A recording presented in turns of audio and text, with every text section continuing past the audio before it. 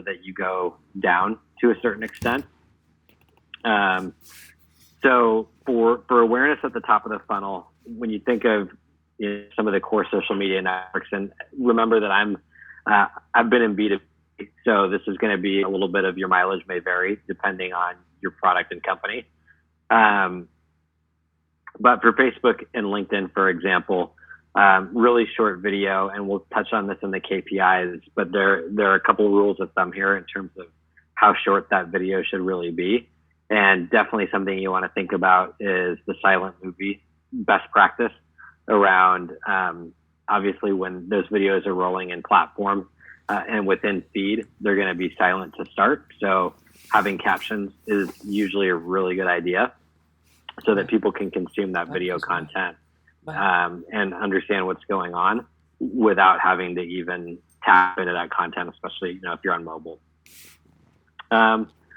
When you get to the education phase for Facebook and LinkedIn, I think here you're really looking at more retargeting. So somebody has seen a video already, and then how do you use a subsequent video as part of that buyer's journey and continue moving them further down the funnel. For YouTube, I think there's definitely an opportunity, if y'all have seen those stats about what how YouTube is one of the biggest search engines in the world, obviously. So there's an opportunity to incorporate YouTube and video into your PPC strategy at this stage of the funnel. And then for consideration, I think you largely have, continue YouTube as sort of a search engine, but probably more organic because your customers really know what they're looking for, and you'll pull into the organic search rankings and have your video present. And then your website becomes a major platform here, or a major channel, as more of an owned and organic strategy. And I think this is where you start to see long form video really be okay, right? Because at this stage of the journey, your customer knows who you are. They understand they're visiting your website for a certain reason. And if you're developing good content, then this is where you can get into the longer form video.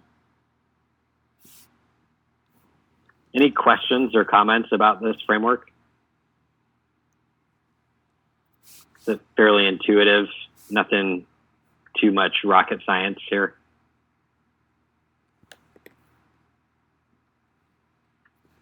Okay. So I touched on this a little bit in terms of top of funnel social video and how you can use it as part of your paid awareness strategy. And the rule of thumb that we use at Rackspace here is 5 and 15. And this is really looking at engagement as drop-off rates within the first 5 seconds and the first 15 seconds of the video. The majority of watchers, especially if you're using video at the awareness stage and as a paid tactic, are going to drop off after 15 seconds. So this is how narrow your window is to capture your target audience with video when you're looking at using it as a paid tactic.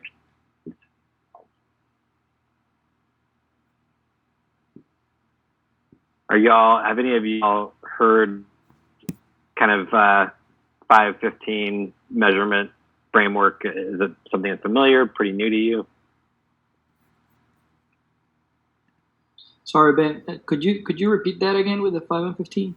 Just to... Mm-hmm. Yeah, so think of this as more of a top of funnel paid strategy for social. So one of the ways that we measure video effectiveness at Rackspace as part of our paid strategy and getting people into our funnel is to look at drop-off rates at 5 seconds and 15 seconds. And this is something that we work on with our agency as a best practice rule of thumb to inform our content creation, right? When we make videos, typically not over 20 seconds for social media platforms when we're using them as part of our paid strategy. And the majority, 80% plus of viewers fall off at or after 15, like at 15 seconds or before. So you just have a very narrow window to really capture your audience's attention. Cool, thank you. Mm-hmm. So I have a question, Ben. Yeah. So looking at this, right, is this where the whole idea of the 6-second commercial came in? And I know a lot of people are using that. You kind of see in the ads as you're looking through YouTube, right? I think I watched a TED talk about how marketers were struggling to tell a story that used to tell 30 seconds, right, a regular commercial, down to 6, but they found it much more effective. Yeah, I hadn't actually heard that, but I think it makes a lot of sense, at least with the data that I see at Rackspace and our agency sees. Really that 15-second mark is like, that's a super engaged audience at the top of the funnel. But the main point of your video ad and content, you need to drive home in the first 5 seconds.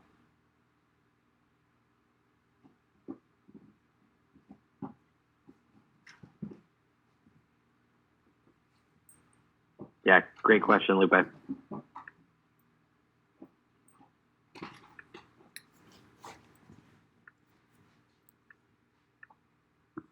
right, moving right along. Okay, another big best practice that I have for y'all, and this is something that has really, I would say, evolved over the last 12 to 18 months, is that when you think about, and this will dovetail in the next slide about video KPIs, but when you think about how video plays, especially on social, Facebook, LinkedIn, Instagram, etc.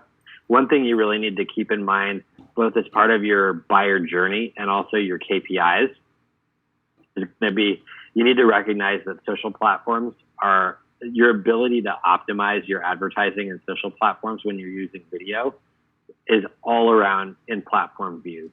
So like Facebook wants to keep the users in the ecosystem and platform. They don't want to send you off to your company's website, right? So definitely think about that when you're considering how video fits within your buyer's journey and how you measure its effectiveness, because a lot of times when it's part of your paid strategy, you're not going to get them out of platform. Something similar, not on the video side, but you see within the Google ecosystem is they're kind of doing the same thing.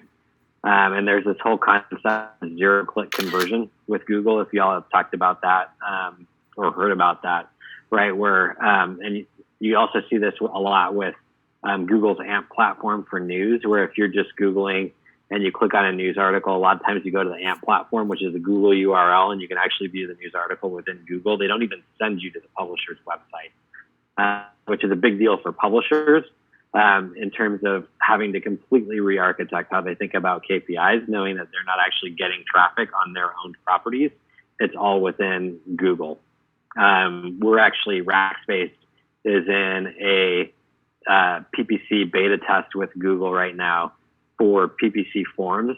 So people can convert on PPC ads via a form within Google and not even go to your website. So this is something for y'all that I think if you're super passionate about PPC or social, this is something to continue to keep an eye on and really think about how it fits within your strategy, knowing that you've got to continue to work that audience through the funnel and buyer's journey to even get them to your website with the way that these platforms are optimizing for in-platform use and usage.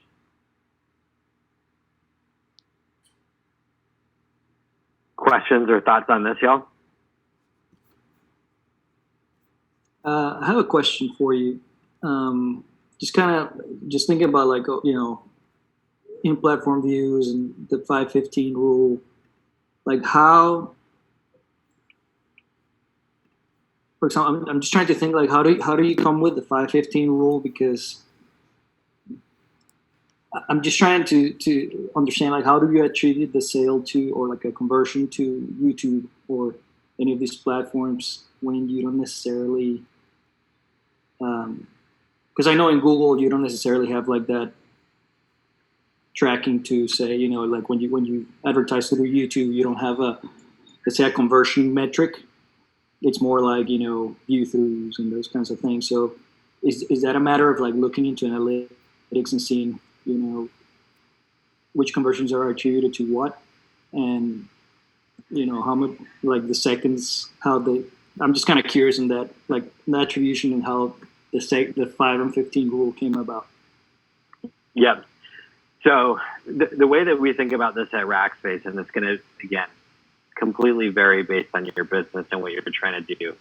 But video works awesome for us for top of funnel, right? It's very engaging. But once you get somebody to quote unquote convert via 5 or 15-second view, and let's just use Facebook as an example, right? Depending on the view through rate and how long, if you think about display marketing, right? If you get a user to click and come to your website, they get cookied, and then you can retarget them. Same thing that LinkedIn and Facebook and a lot of other social platforms are allowing publishers to do, but just within the ecosystem of that platform. So if you hit a certain view through threshold on Facebook, you create a retargeting pool of users who have engaged for that certain amount of time.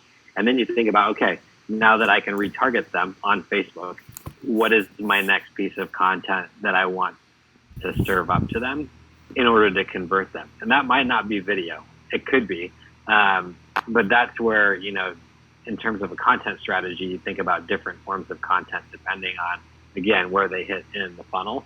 So I think when thinking about KPIs, what I have up here, right, is pure awareness. You're probably looking at things like your 5 and 15-second views and view through rate, and your retargeting audience size within that platform.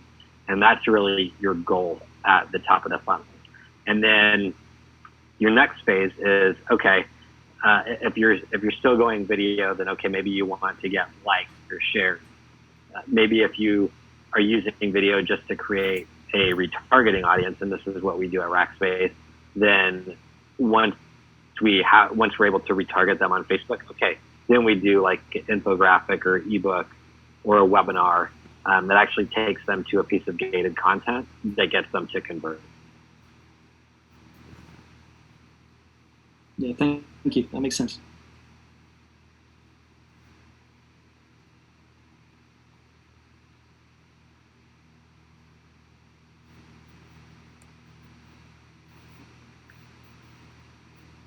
Other questions or comments? That's it for slides. Like I said, I don't like lots of slides and talking at you. I like to make it more of an interactive dialogue. So thanks.